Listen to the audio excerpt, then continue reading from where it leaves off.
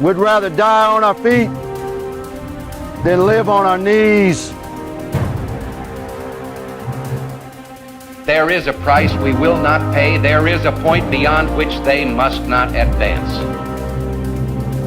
To peacefully and patriotically make your voices heard. Here I stand.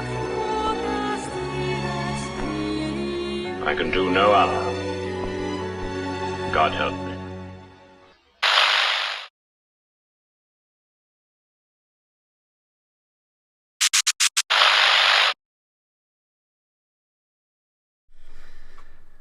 Okay, welcome everybody to Opposing Views. Got a good program lined up tonight.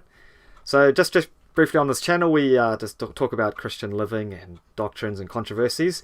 Tonight we've got a good one. We're talking about country living, how to make it in the countryside. Get out of the city, get out of the dirt and the filth of the city and get some fresh air and some green grass. So tonight we've got Will and Kathy, aka the Olds. Welcome you two. Thank you. Morning, evening, wherever you are from the world. Yeah. So, yeah, these are my parents, as you probably know from the last one. But tell us just a couple minutes, telling us how you acquired your knowledge for country living, just so we know we're not listening to some Google expert. Yeah. Well, we've been here on this block of land for the last 38 years now, and basically our learning is through trial and error, really. And reading all the information that we can get that helps us. That was a book. That was a book that inspired us. Self-Sufficiency by John Seymour. We love it. And organic gardening. And yeah, just basically through trial and error, and that's the way we've learned how to grow the product that we've got growing up here that suits this particular type of soil type and climate. Cool. All right, so we might as well just jump straight into it. Just a quick question: how much land have you got there now? We've got 5 acres, but we're only using probably one hectare of it for the garden and the orchard. Okay, cool. So if say someone's looking at purchasing a piece of property, what sort of size would you recommend? If yours is 5 acres, you don't use it all. You use 1 hectare or something, you said. We found out a few years ago that 5 acres was too much for us. So how much land do you reckon is a good size for what you want, for a lifestyle block? We're quite happy with our 1 hectare. 1 hectare. Which is about 2 acres. 2.5 acres, yeah. Okay, cool. So a hectare's more than ample for what you need, eh?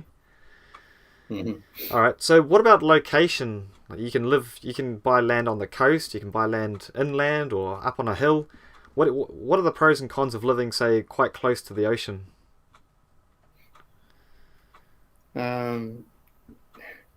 Yeah, it depends on what you want to grow. Is where you want to live.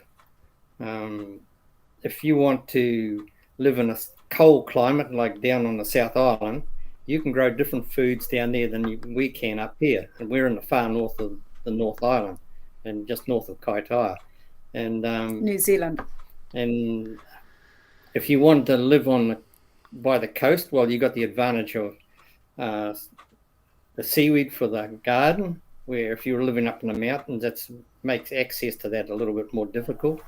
If you're up on the hills, you're exposed to more wind. And not only that, it makes gardening more difficult because your flat land is really good for the gardening. Yeah, but you could terrace, but that means a lot more work. Yep. Right. Flat ground is a lot more easily to work. You don't need to worry about the fertilizers and your composts and being washed away. So. But the cons to that, we get floods where we are. Right. Yeah. Not that often. So. All right. Yeah. So I suppose it'll be up to the person to do a bit of research themselves about the location and exactly what suits them. Mm-hmm. All right. What about climate though? Like in terms of cold and hot, do you think there's an advantage of living, say, in the north of the north as opposed to living in the deep south like Canterbury or something, or Oh, Invercargill? for sure. We don't get the snow or the heavy frost down there, so we can grow subtropical plants up here where they can't down south. But they can grow different vegetables down there. Like they can grow Brussels sprouts where we struggle to grow it up here. So, and other winter type plants down there, they can grow there much better and much sweeter type than we can ever grow up here. But for citrus, citrus especially grows much better up here. We can get our garden in way earlier than people do down further south. So there is a lot of advantage in being in a warmer climate. It depends. It depends what you. If you hate the hot weather, well, you'd gravitate to a cooler climate. But or semi-temperate, because like further south, like in Nelson, it still gets beautiful long days, but they get the frost that kill some of the bugs. So Yeah. All right, that's one of the advantages of living down the south. Well, the cold climate would actually, you don't get the bugs down there that we do up here. Like we get ravaged by slugs and snails and all the grass grubs and everything else that grow up here, and we just sort of have to live with a lot of it. Yeah. Except during the winter, it cuts it out quite a bit. That's right. Yeah. So what about when someone's looking at buying a piece of land? What is your thoughts on like a big 40-year-old mortgage hanging over their heads? What do you think? Like for the times that we live in now, like would you still recommend it? Well, anything to get you out of the city for sure. Okay. Yeah. If you got on really, really well with another couple, you could go halves in buying a block of land. Now, I'm just saying, a little commune you're thinking of, is it? You could. Okay. I don't know how easy that would be. Yeah. It's an alternative. Yeah. Or just it's a horrible thought having a huge mortgage. Yeah. Well, trying to find a reasonably priced property too would go a long way to alleviating some of that concern. Then you'd end up somewhere down, in the chilliest area of the South Island, maybe. I don't know. Not the most desirable place you could end up. Well, there's property up north though, that's not too bad, like in Fern Flat and on the east, or like at Hokianga on the west. Yeah, that's true. That's true. Yeah. There probably are pockets of land around. Pockets of land like that are a lot cheaper than you would be paying for the same area in or around a city. That's for sure. And that's good because you want to get away from the city. So. Yeah. I think where you are now it's quite expensive, but maybe like $500,000 or something would get you a nice property. Possibly, yeah. For that price, you'd probably pick up a house and everything on it, though. Right. Yeah. Yeah, that's a big price. Yeah. All right. Yeah. What about rates? What can you tell us about rates? How do they work? Like, is it a big burden, or is it something that just comes and goes? It's something you comes with the territory. And the weird thing is, like when we started, the rates were something like $300 a year, and we thought that was expensive because we only had one income, and and as the years have gone, two people started working, and the rates went up and up and up. So it's all relative, but they are expensive. What's an annual rate fee now? About $1,800 now. That's not. Yeah. Okay. Yeah. But then the council comes along and they charge you for having a septic system too, and you got to have that regularly cleaned every 5 years, and then you got to pay for it every 5 years for an inspector to come and make sure it's being done. Yeah. As well, on top of that, we're not actually connected to the council water supply, so if we were, we would be paying a water rate on top of that as well. Yeah. So there's definitely expenses that ongoing expenses when you you can't get away with it. All right, talking about water. So say a person's found the location they want, they found the size property they want, they got the mortgage and everything that they need.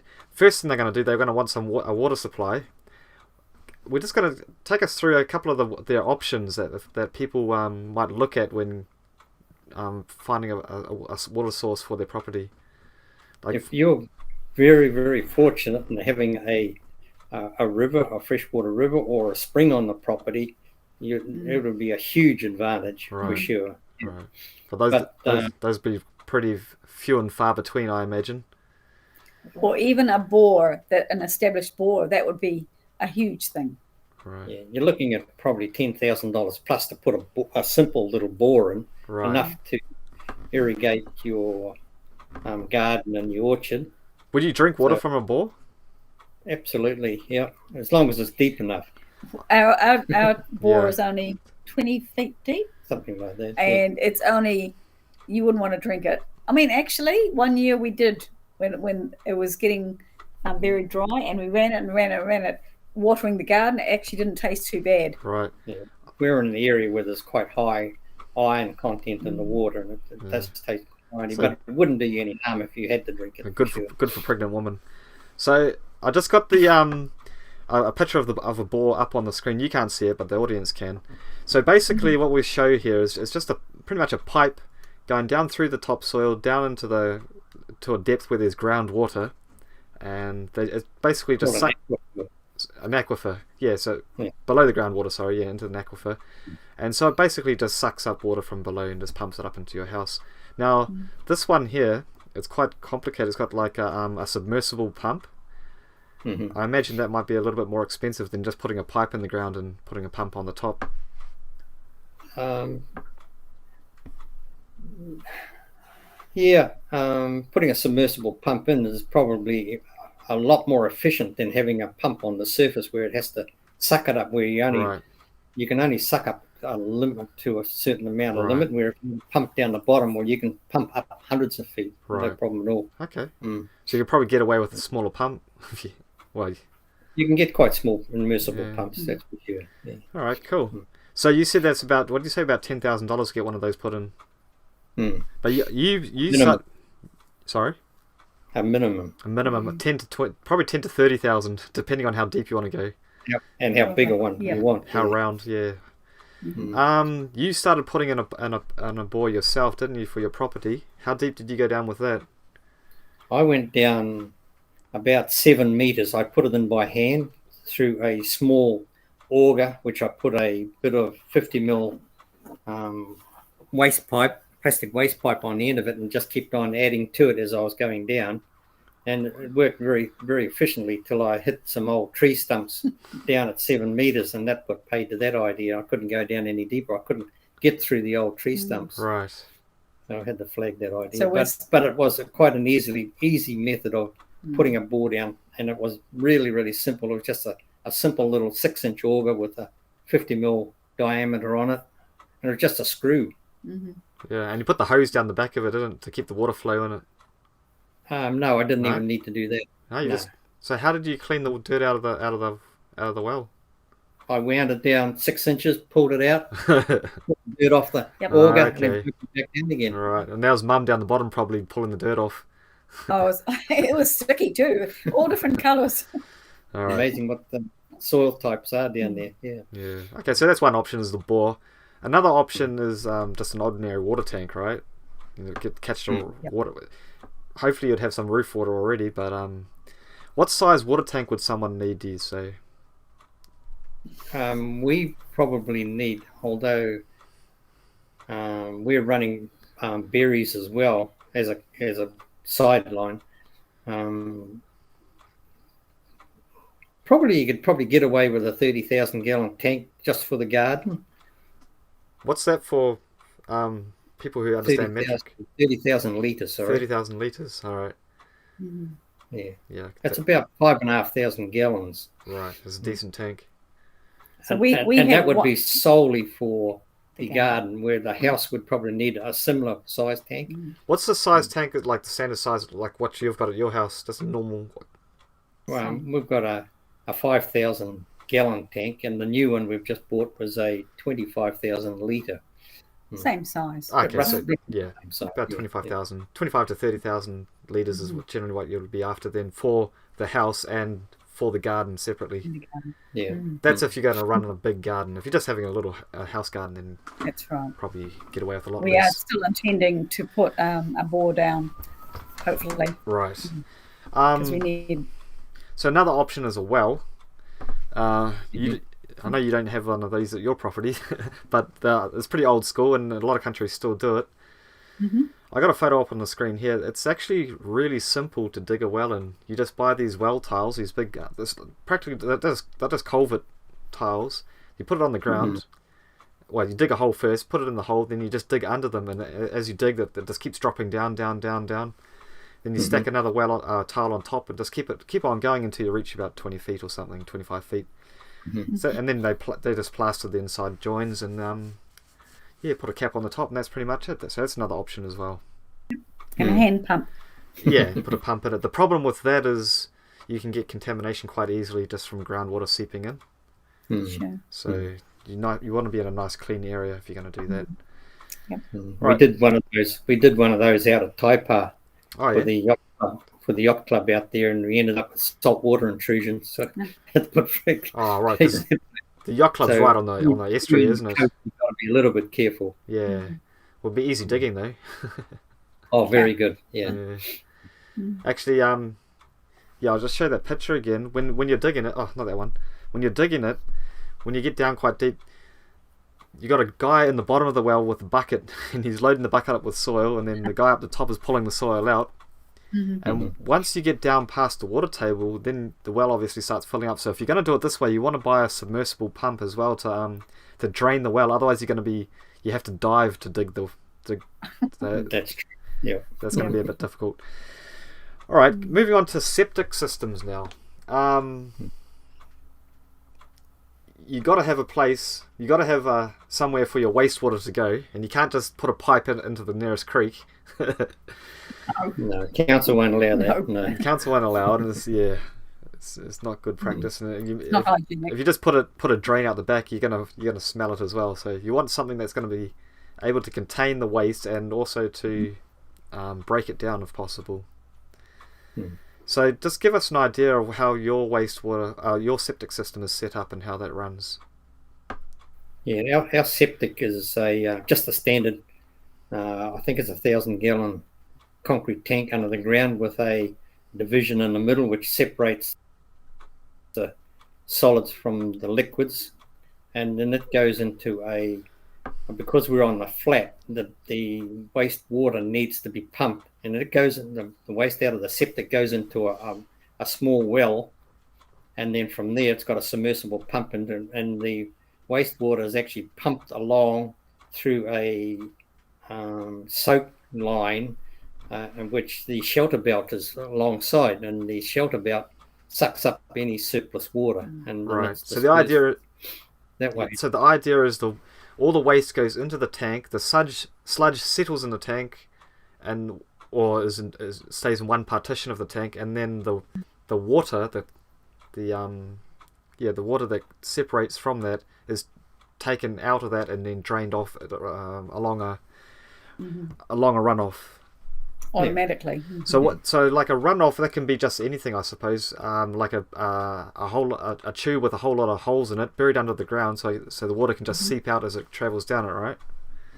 Yeah, it's just a perforated pipe which sitting in a drain full of coarse metal, right? And then it is actually surrounded by a weed cloth that the plants can't get their roots through the metal and into the pipes and block them off. Yeah. So it actually relies on the water soaking through the weed cloth, and then the trees will pick it up after that. Yeah. So a good idea would be, if you're going to have the septic system run off on your property along a boundary or something, you're going to want to, well, not necessarily on a boundary, but even just on ordinary land, you're going to want to plant plants there that might have shallower root systems or root systems that aren't so invasive that'll go in and block it. Maybe that's one. Well, you've got it along the bamboo, and I think the bamboo it's more of it's a shallow root system, isn't it? That's right. It doesn't have deep roots. No. Yeah, so you're kind of safe. Yeah, so just be aware, like if you have a big tree growing near your runoff, you might have problems in the future. Septic, that's done. Let's talk about solars, power. Electricity to start with. You got a few different options, but solar, because your brother-in-law or your sister has a big solar setup. So tell us about that. How does that work, and what sort of size are you looking at to supply a normal house? Size solar panel.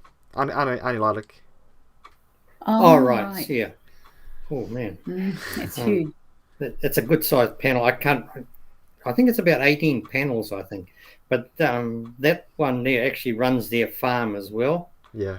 So they've got quite a large draw off with deep well bores and everything else they need on the farm.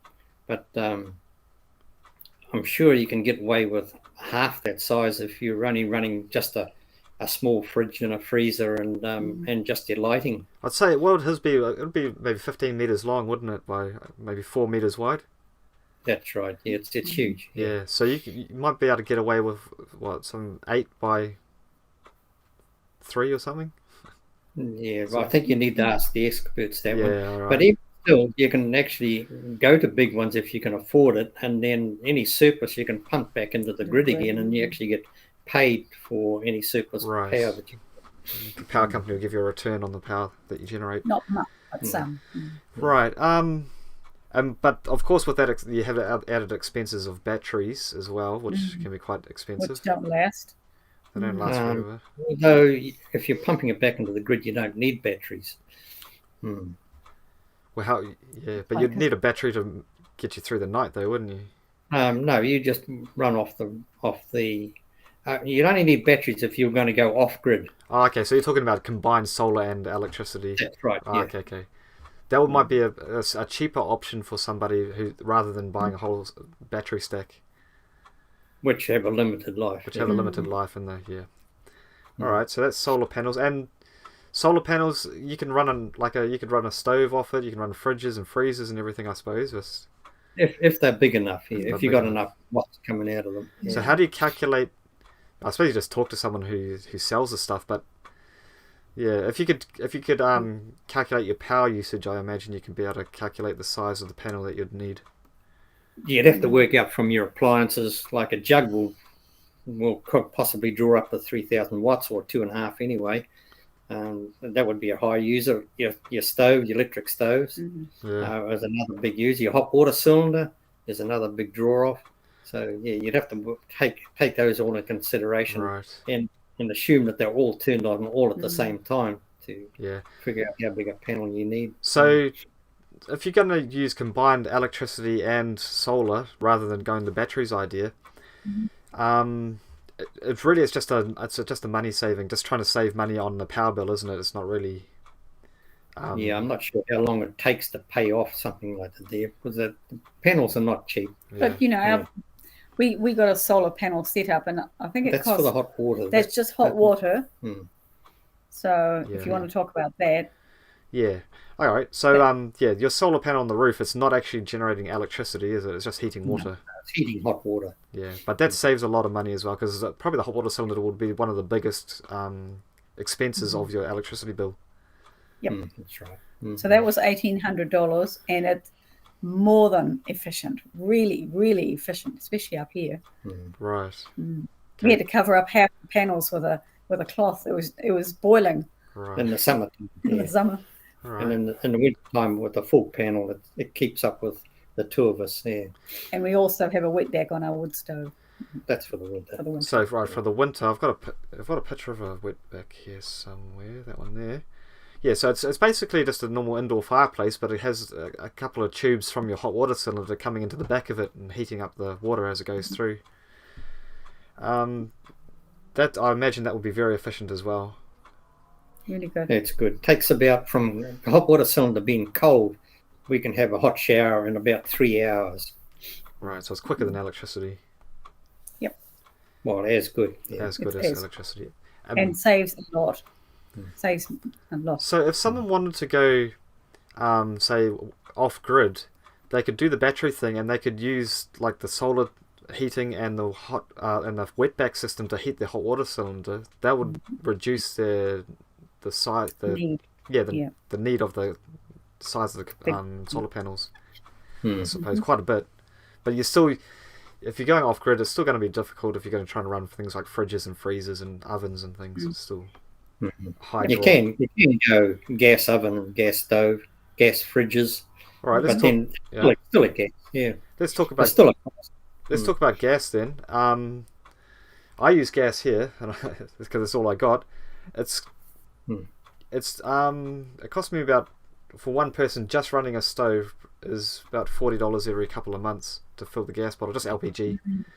I don't know what it would be like if you're running like a whole family's worth of cooking and Heating water. But in terms of using it, of usability, how do you think gas would compare to electricity, say? Gas is faster on your stovetop. We've got a small motorhome, and it's got a gas fridge. It's got a Califont, gas Califont, and a gas stove and oven, and we can run that. It'll cost us around about $18. Was it $25 now to fill it up? I'm just trying to figure out how long it'll last us. About 20 days, I think. It would last us about 3 weeks on a 10 kg bottle, which costs around about $35 to fill. Yeah, so just under a month for two people, and I imagine I don't know if you'll be sparing on your showers and that as well. Oh, you have don't to be waste careful. it. You don't waste it. But at the same time, if you've got a wetback system and you've got the solar panel heating, That's right. then you're going to use a lot less. And an unlimited supply Lots of of water. water. Water is a big issue as well. Right. Okay, so are there any drawbacks to using gas? Yeah. Well, you got to go and get your bottle filled. Where if you're hooked Yeah. to power, the power's at your door all the time. If you're off grid, Yeah, I wonder how the power bill would compare to a gas bill if it's just talking about cooking. I don't know if there'll be much of a difference. Well, you'd have to talk Don't to Auntie know. Tui. Yeah. All right, cool. What about the old school gas range? Would you recommend anyone getting the old not gas range, coal range? We wanted one. I wanted one. Or is that just a sentimental thing, or a what do you call it? A retro sort It's of. a want, not a need. Yeah. Partly, but it's still like it's so cool because you're heating your house. You can cook in the oven. But The ambience. you'd end up with the same issue. What are you going to use in the summertime when somebody thinks That's it's too right. hot inside the That's house with right. having a wood stove going? Right. So we had that issue before we got the solar panels. We were using obviously our wood stove to heat the wetback to give us hot water, and like in the summertime we were like, oh, open the windows, open the doors. So It gets pretty hot in the summer. It is. Up here it does. Okay, so that's a big drawback for the old coal range. Or not even coal range. You could just say like just like your wetback system, your little what do you call it? The firebox there. You can cook on top of yours, can't you? oh yeah, Absolutely. Yep. It's Very just efficient. as efficient as an ordinary electric stove. Yeah. Yeah. So that's a win-win too. And that's free. Well, if you've got some trees around your house, that's free Yeah. Right, to yeah. run. But the drawback is you get hot in the summer, and obviously you have to split the wood and light a fire Yeah. every time you want to use There's it. always something. Yeah, so it's a little bit more work to keep it running, but Yeah. depends on how frugal you want to get. By the way, just to take a quick announcement here, if anyone's watching and you want to ask Bill and Kathy any questions about their country lifestyle, just pop it in the chat and I can see it come up and we'll pass it on to them. So what about generators? There's different types of generators, but would you recommend someone, say, running a diesel generator to power their house? Absolutely not. No, you don't want something. You're trying to get out of the city from all the noise and the roar of engines and motors. And, Right. yeah, smelly old So diesel. so when would a petrol or diesel generator be used? when you got no power coming into the place. Right. Well, actually, I just thought about it. If you're running on a solar panel and your batteries, and you might have a few days, and overcast and not getting enough sun, then you can use a generator to top you up. That's right. But so it's more of an emergency, or what do you say, a backup sort of thing, rather than standard. Yeah. right. Mm-hmm. But there are diesel would be a lot cheaper run than a petrol one would be. Yeah, just more noisy. and they're a lot. I think they're a lot bigger too, and they don't make little small portable diesel generators, do they? I think you can get some reasonable size ones nowadays. Yeah. Okay. Okay, so that's just for a backup option, or a temporary option, or or an emergency option. But what about things like windmills and water generators? I wanted a windmill. Windmill, you're depending on the wind blowing, and a water one depending on the river running. So I think it'd be a safer option, or a more secure one if you've got a river running down by your property somewhere. If you can tap into a source of good water, for sure. Put a water wheel in, which will run some sort of generating system. If you're up on the hills, you can have a windmill. You can have a windmill, but the wind doesn't blow all the time. That's the problem. Yeah. And I think, like, most of the windmills that you used to see around here were generally just to pump water, isn't it, for farms and that? Oh, that type of windmill. Yeah, that's basically. Shallow. Sorry. Just a shallow bore water. Water bore. So if you see windmills around the area, generally we're just used for pump water. So when we're talking about a wind, like one to generate electricity, what sort of size are we talking about? Like, what would one of the fins be on one of them things? Yeah. But although you look across the water from where you are, and you'll see them on the back of your boats. Yeah. But they're only generating 12 volts. I would have thought, not 230 volt. Yeah, and that's not the only. You'll see every boat that has a windmill also has solar panels as well. Right. Yeah. So I don't know actually how much they produce, but they go around. You see the big ones on the outskirts of the cities, and they're huge. They're huge. But I haven't seen a smaller one than those anywhere, just generating up power supply. I don't know. I don't know much about a house powering windmill. No. Apart from what's on the boats here. And you're right though. They are small and they do go at a fair rate of knots too when the wind gets up. But back to the same problem that the wind doesn't always blow. Yeah, so maybe you can use it as an addition to an already set up power system, just to save you a little bit more money and a little bit more power, I guess. Yeah. I don't know if it'd be worth it. Yeah, I would think they would be only 12 volt though. I can't see them generating 230 volt. No.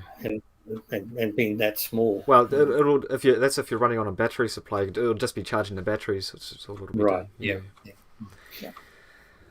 All right, so I think we covered the basics of property now. Let's talk a little bit about what we're going to put on the property. Start off with hedging. You need to block the wind somehow. So, what sort of sized, like the height of hedge, would you recommend to someone to block, say, for their gardens and their orchards?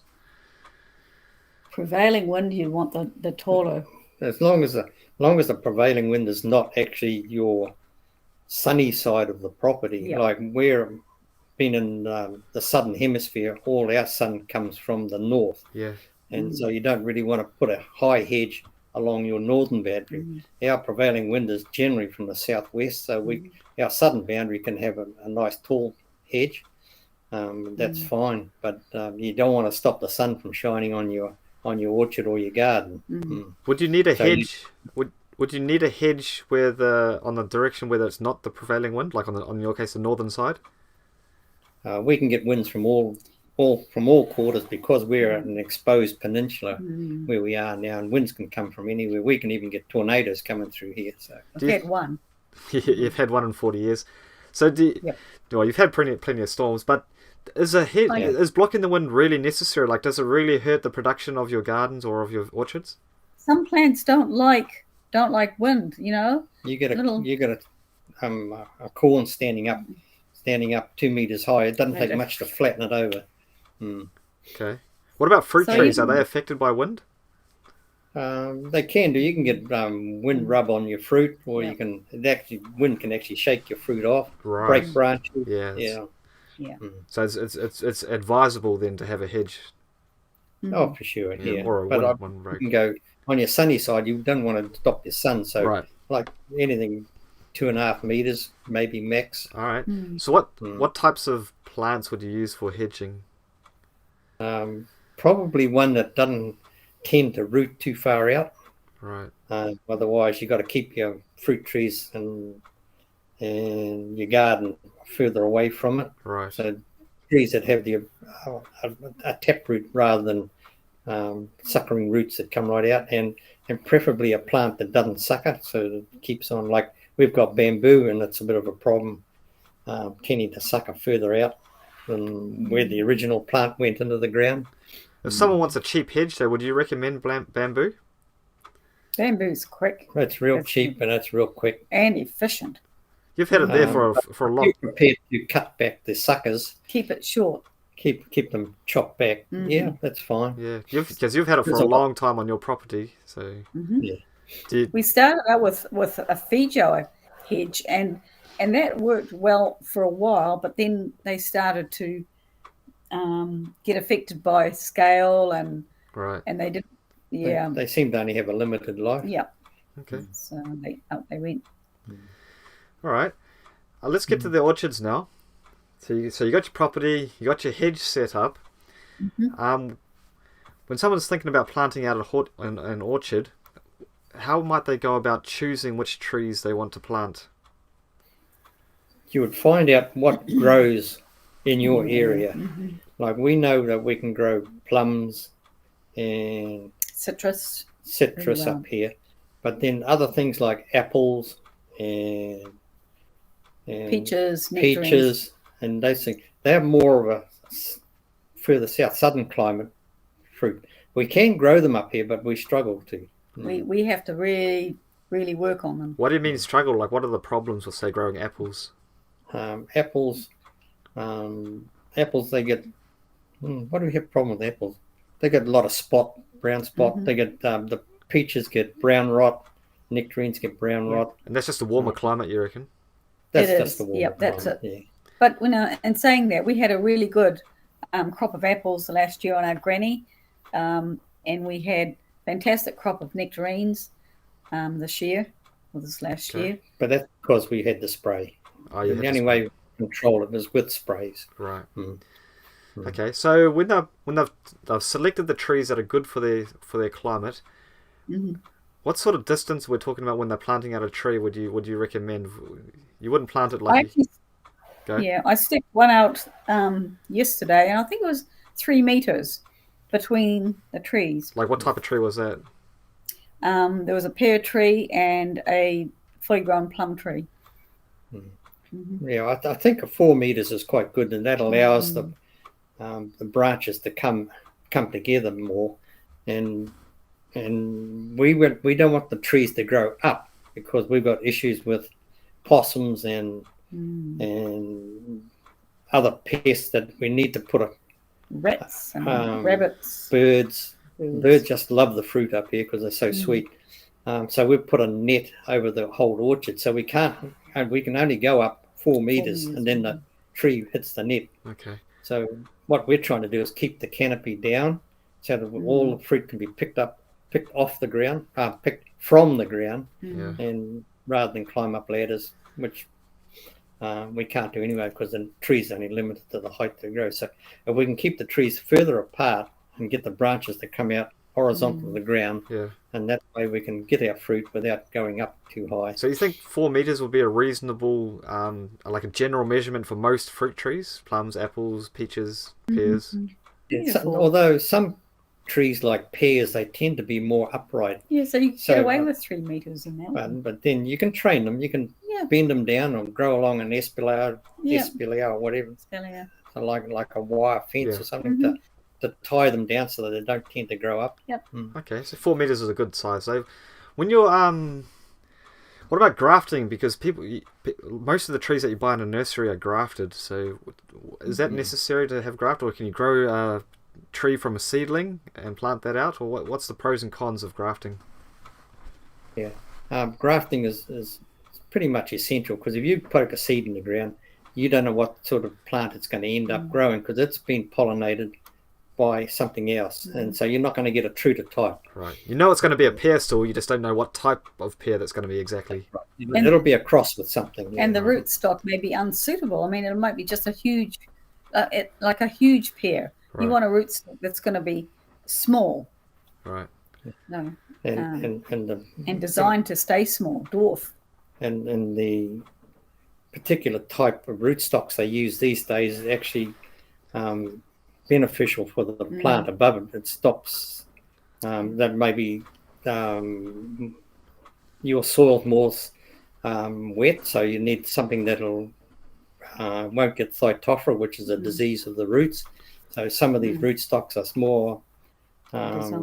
more suitable for these type of climates or these type of soil types. Okay, cool. So yeah, so grafting's recommended, definitely recommended. What are the maintenance sort of responsibilities that, I don't know if they call it that, chores that you have to do for an orchard? Like, do you have to prune your trees every year? Do you have to obviously you have to spray some of them. What are the general maintenance things that you have to do on your trees? Generally, you've got to keep the weeds down from around the trees. That's either mowing or some sort of grass control.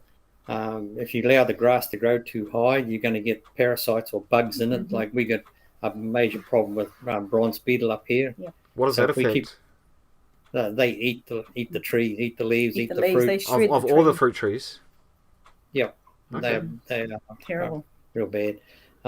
So you can keep the ground down. You got to fertilize. We've got access to a lot of stable sweeping, so we put that around the trees. We've got access fairly close to a beach, so we can put a lot of seaweed mulch around. Yep. And we use bull kelp.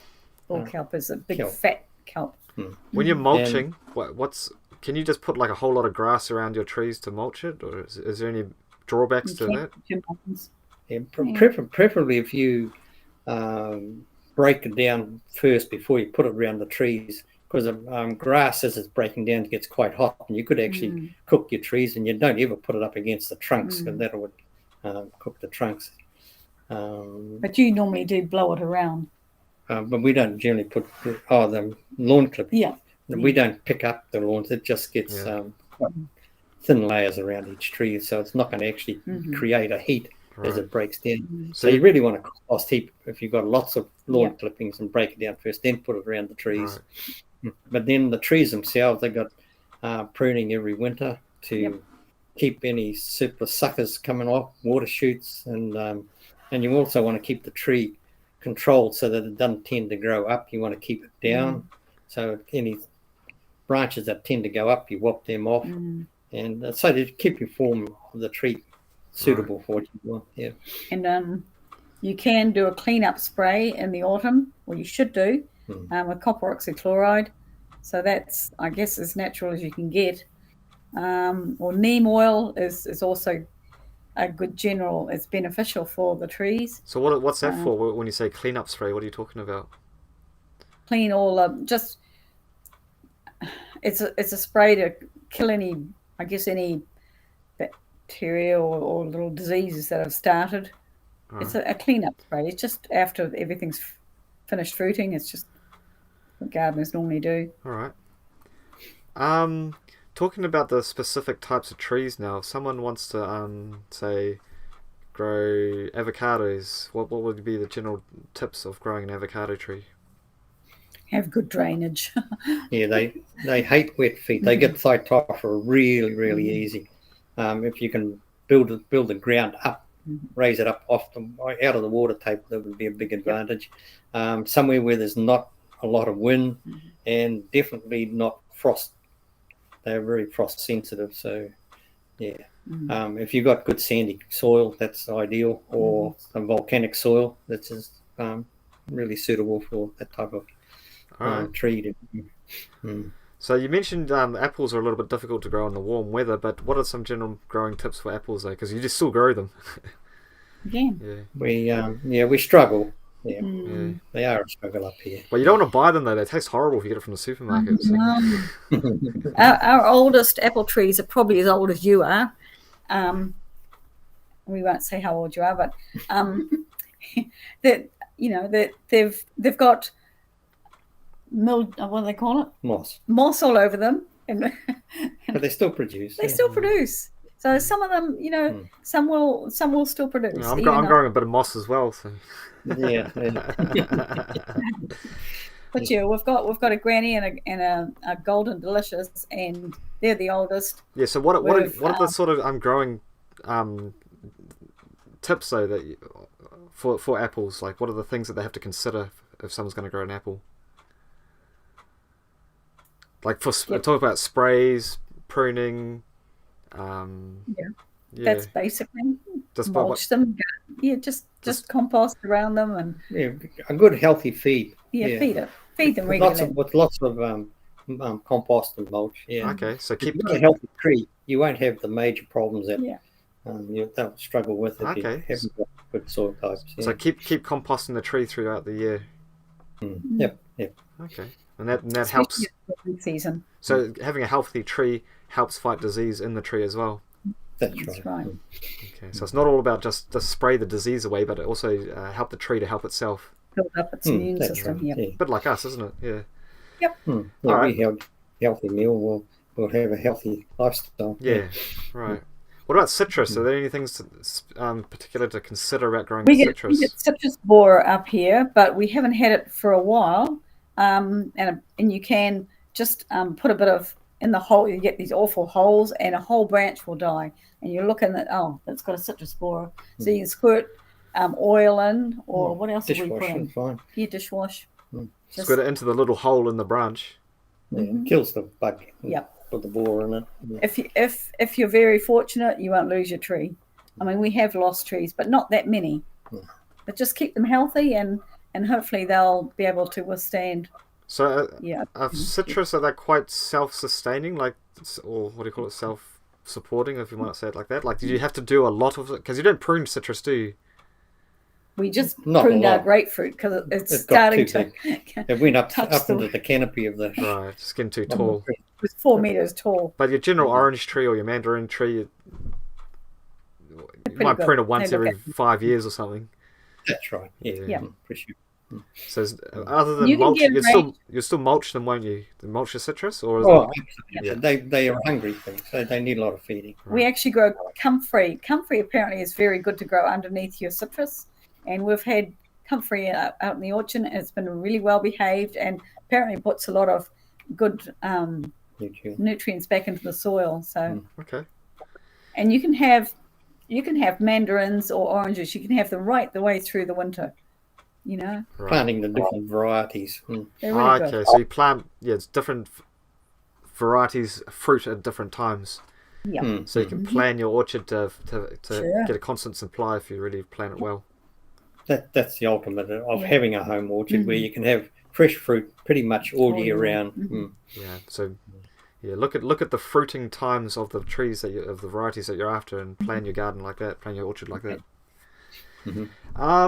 Plums. Is there anything about plums? I know you have to chop a lot of branches off every year, but is there plums. You can get buckets and buckets of plums. We give so many away. So we've got a satsuma tree, which again is very old, and we've got a Christmas or summer plum. I don't even know the name of it. We just get so many plums. Black Doris. There's a lot of old ones. There's new varieties coming out. And we've got several of them, and we're waiting for them. Early Billington is another good one. Okay. Mega, lots of different plums. Yeah, plums are a real hardy type tree, which can grow probably around most of New Zealand, and they are very tolerant to a bit of abuse. They are a tough little plant. So they're going to be a little bit more easier tree to grow. It takes a lot less care for a plum. A bit more weed like. And if you do get surplus, well, there's options of you can either dry the fruit, you can freeze the fruit, you can preserve them, bottle them, and that will give you fruit all year round as well. Right. So, and that applies to apples and pears and nectarines and apricots. But especially where you are, you're saying the plums, they fruit really well, so they're a really good source for food. Yep. What about peaches? You got problems up there, but are there any? We get brown rot. We Real started out no spray. We just didn't have spray, and we got a few peaches for a few years, and then the brown rot set in. We lost everything. So we gave up for several years, and we've just come to the conclusion that unless you can come up with some other way of dealing with brown rot, we have to spray. We just wouldn't get a single peach off our Yeah. tree. And we had apricots. We just had so many off this reasonably young tree. It might be 4 years old. Lots, and we ate them all fresh. They were so good. Peaches, we're waiting for them to fruit. Nectarines, our old nectarine, which we never got anything off because we never sprayed. We got lots of nectarines this year. So yeah. So spray's a necessity in certain fruits, and I suppose you can research yourself about what's in it and what you consider toxic, what you consider safe, and just make up your own decision on that one. Sure. What about grapes? You grow grapes. Are they easy to grow? Really easy. Grapes, you just break a branch off and poke it in the ground, and away it goes. Yeah. Up here, anyway. Yeah. Anywhere. Probably anywhere. Yeah. They grow from the North Cape right down to Stewart Island. Yeah. They're versatile. So you grow that along a wire? Yes. We've got that's it. Right. Yeah, we've got one. Well, we trailed along a fence line we had, but you can grow it wherever you want. You wouldn't just and they'll climb over anything and everything. You wouldn't just let it grow out over the ground. No. I think the grapes would need to go rotten. So you got to build something to get it up off the ground and grow along. You've got to have a growing vine. What about in terms of pruning? They need a lot of pruning in the winter time. Yeah, they need to be chopped right back, and they'll fruit on the new growth. So once you got your cane to the right length, you just keep pruning it back to that cane, and they'll just shoot away in the springtime again. So you're saying when do you chop back the old growth? When all the leaves are fallen off in the middle of winter. Middle of winter, okay. All the leaves fall off, and you just take back all the sticks right back to the main branch. Is it 2 buds? Well, it's a different ideas here, but just prune it right back. Prune it. And we've got a white grape and purple grapes. Right. Okay. So grapes are a good option then. Really good option. Yep. Grapes and plums and citrus. Keep the birds off them. The birds love them. Yep. And the wasps love them too. Yeah. Right. What about berries? We know you're into berries quite a bit. So we've got raised beds for strawberries. Again, they have to be netted because the birds love them. And they need to be fed with a good compost and lifted every winter and put more compost in and take the little dibs off and tidy them all up.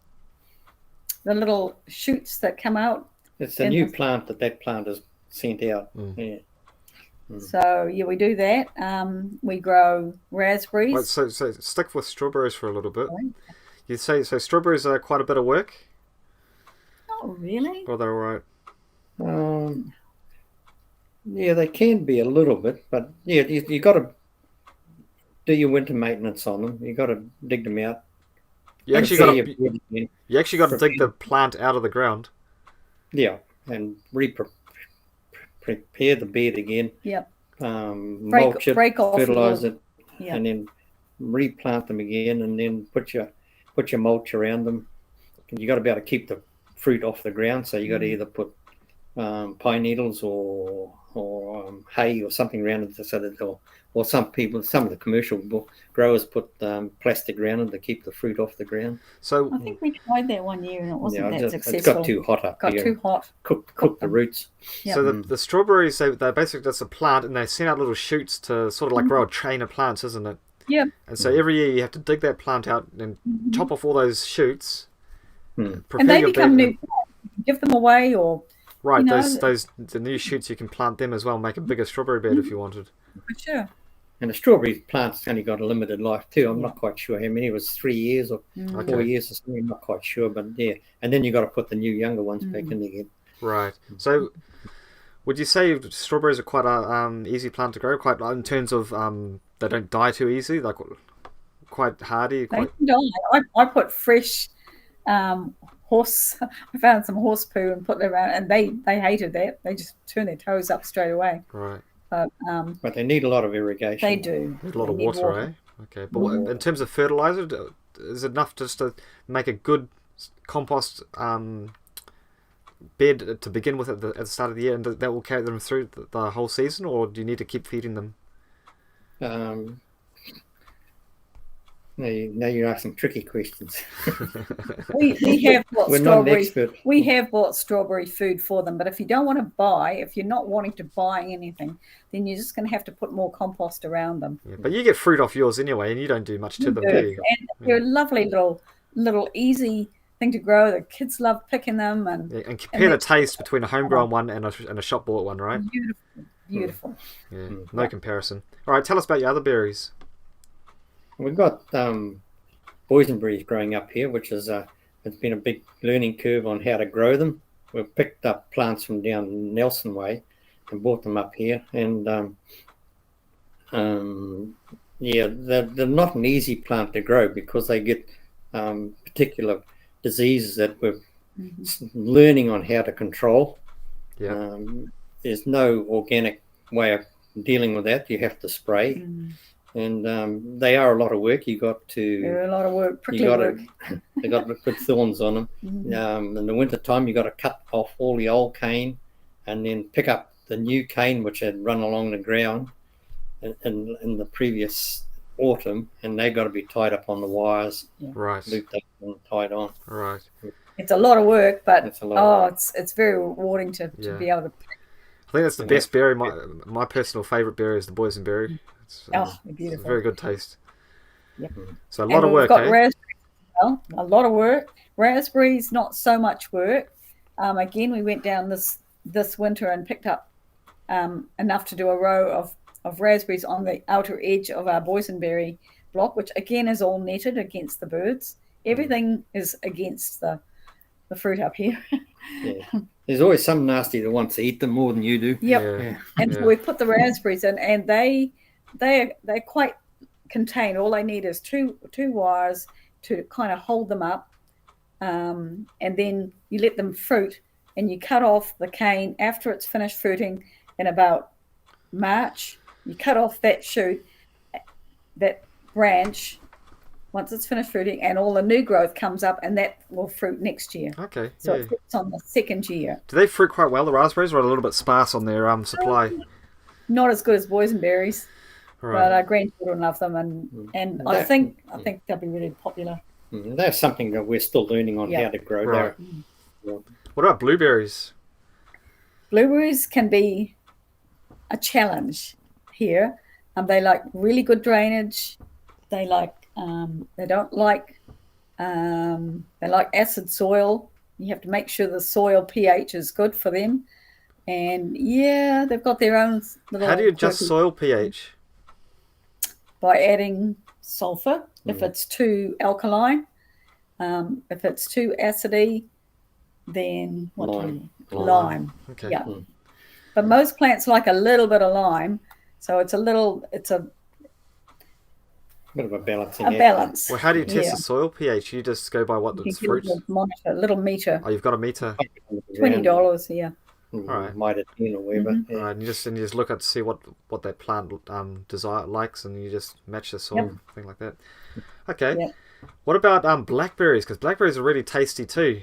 So would you recommend someone growing a blackberry patch? The wild blackberry patches used to be great, but in reality, they were tiny little things, and we've been spoilt with the boysenberries.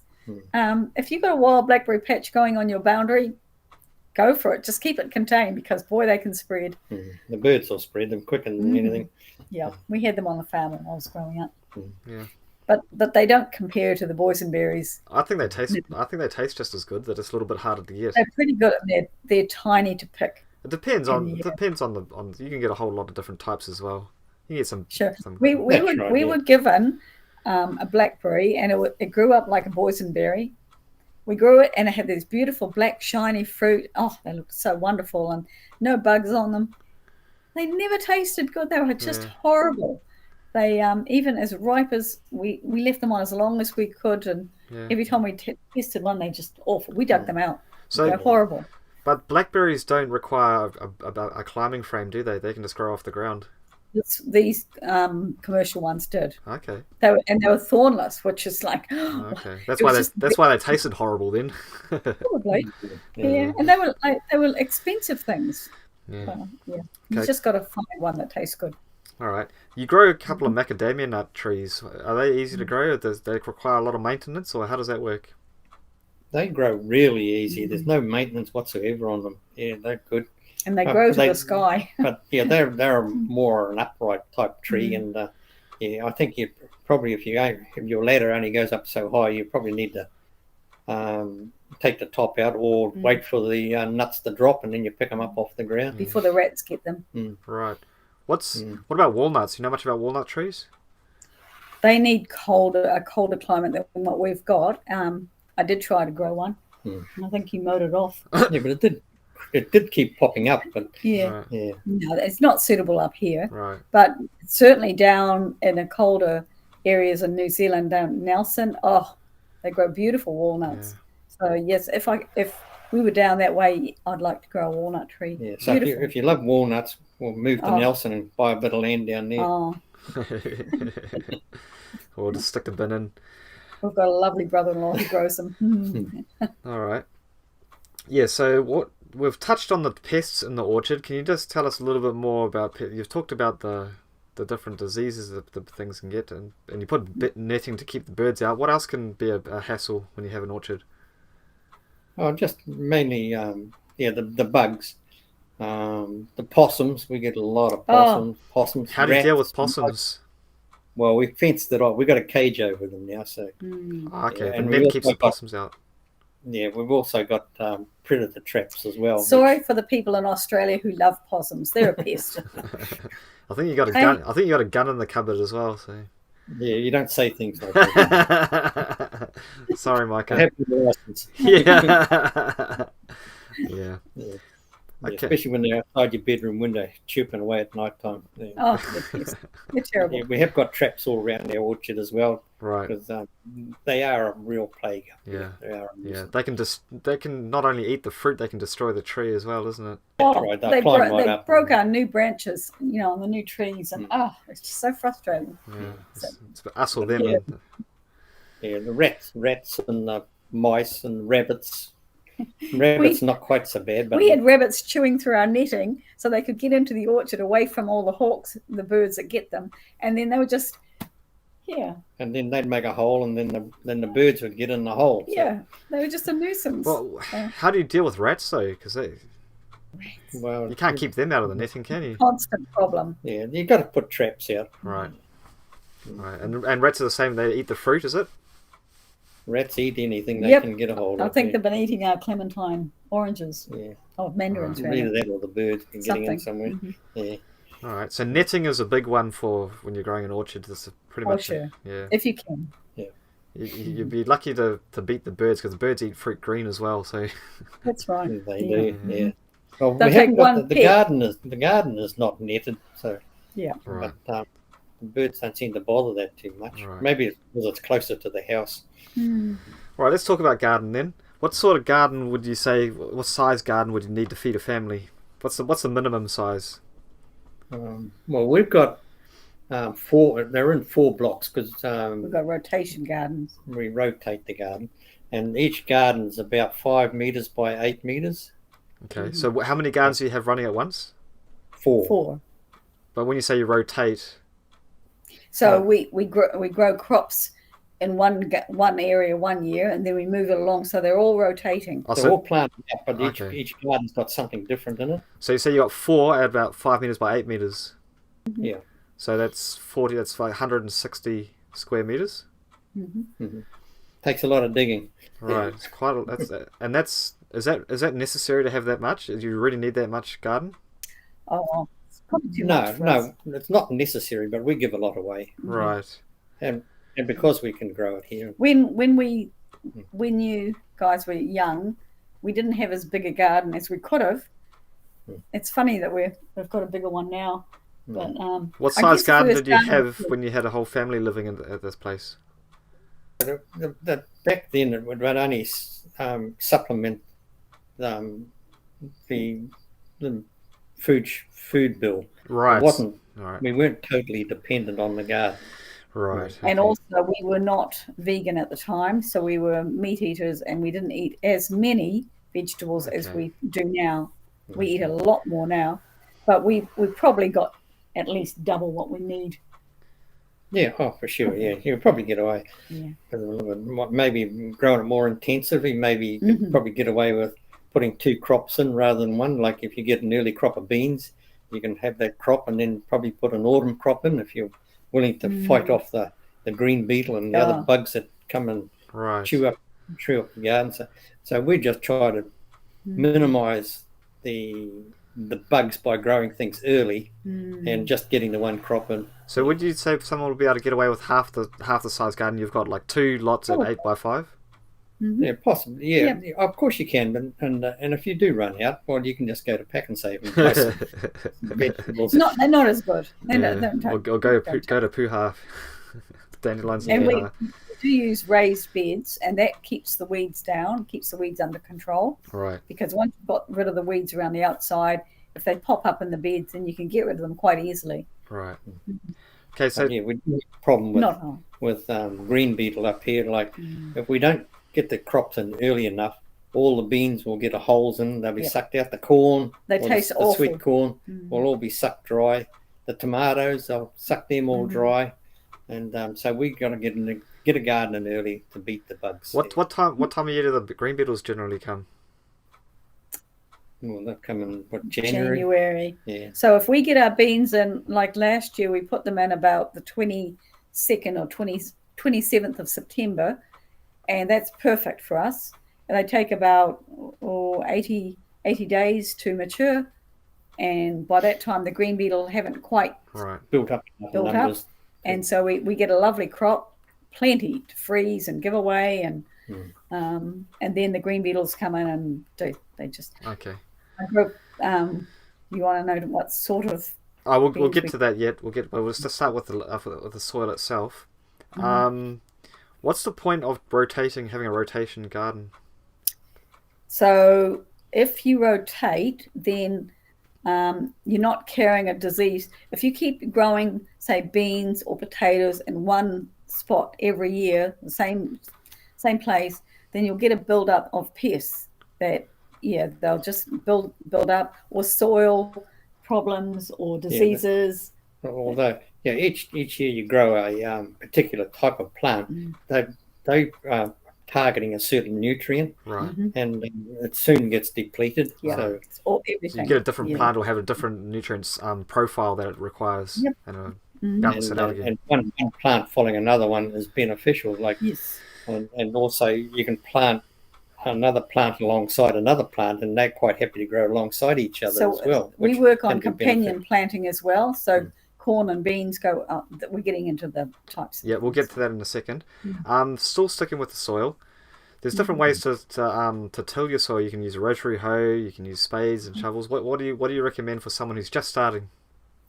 If you've just started, and if we were like us, we've got clay base. We've only had when we first come here, we only had about 3 inches of topsoil, and the rest was just yellow sticky clay. And in the summertime, when you dug it up, it was just like turning rocks over. And in the wintertime, it was just one big gooey mess. And there's no way you could rotary hoe it or dig it with a fork. We had to dig it up, turn it over by a spade. And over time, we've kept putting more and more compost, lawn clippings, seaweed, sawdust, whatever green crop we can get a hold of, we've turned it in. And now I wouldn't use a rotary hoe because we don't need to. The soil has been so friable that we just turn it over with a fork. And if you wanted to use a rotary hoe, it's going to cut up all the nice worms that have established themselves in there now. So when would you use a rotary hoe? We wouldn't now. No. Okay. It's kind of, for us, it's a thing of the past. Why do it? Maybe if you had like a huge garden, a huge acreage, then you have to. You can't turn them all over by fork. All right. So we've over the years we've had fish that's been like carcasses and possums caught in the traps, and they've all been put in under the ground. And from last year, we've had these things planted. And when you turn the garden over in the springtime, like we did now, where those fish was and where the possum was, there was just a huge mat of worms. So they've converted that all into good compost or good fertilizer for the gardens to grow. Right. So anything you can chuck in your garden is good, even if it's like an old dead cow or something. Just no. I mean, I don't even like fish going in there, but if someone's caught fish or there's frames and things, if they bury it deep enough, I can handle it. But you got to be sensible. You know, like whenever you have rotting flesh, there's going to be some sort of diseases associated, some sort of bacteria and viruses and things. So the worms are just loving it in there. So just be sensible. Yeah, you can chuck it whatever you want. You can chuck a dead rat in there if you want, but of course. The possums, whatever. Just be sensible. Yes. When you're talking about your clay soil, though, say someone buys a plot of land, and is it going to take 40 years to convert that clay soil into tillable, nice garden material? No, of course not. So what can you do to speed things up? Soil here for quite a few years now. The more you can poke in it, the more beneficial it's going to be, for sure. If you can get seaweed, if you can get bark chip, if you can get any sort of plant material, go to your garden, your major garden centre, or where can they get them from? Well, even timber yards. Timber yards will sell compost or bark chip. Maybe you can go along to your local power board company where they chip up all the chip from off the power lines, and I don't know what they do with it all, but they end up with truckloads of bark chip and maybe some of the lawnmower contracts. But then the only trouble is you end up having a risk of getting seed that you may not want in the garden, which you're going to have to weed out later on. Yeah. Right. I pick up coffee grounds from. You can pick them up from cafes or local petrol station for free, and it adds a really good nutrient and just a nice. So it aerates the soil. Mix into your compost, or your soil. I mean, we keep a compost bin going. It's real good before it goes in. You can buy commercial additives too, like clay breakers and that. Would you recommend someone going that way? It's expensive, but yeah. It can be done for sure. Yeah. What are the other types of soil that people might find they're faced with when they're buying property? Yeah. Well, there's a lot of different soil types in New Zealand, but volcanic is one which. And they're nice and free draining, but then it also. You need lots of water to keep. Leaches out what's volcanic soil look like? Is that like a whole lot of rocks, or what do we? No, it's a real fireable red soil. Okay.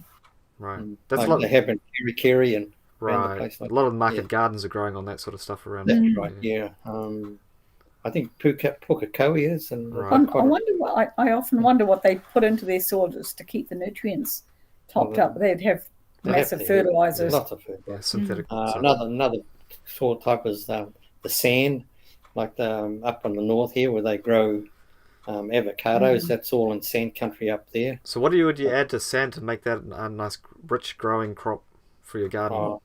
They put fertilizer. They put tons and tons of fertilizer in. What about for the home gardener though? For the home gardener, if you got to get lots of compost into the ground. Right. So it's the same pretty much. Same lots of mulch to stop the soil drying out. Leaf mulch. Right. Lots of mulch on top. But generally, the big thing is just chucking heaps of compost and heaps, whatever you can find, chip and everything into your garden. Green, yep.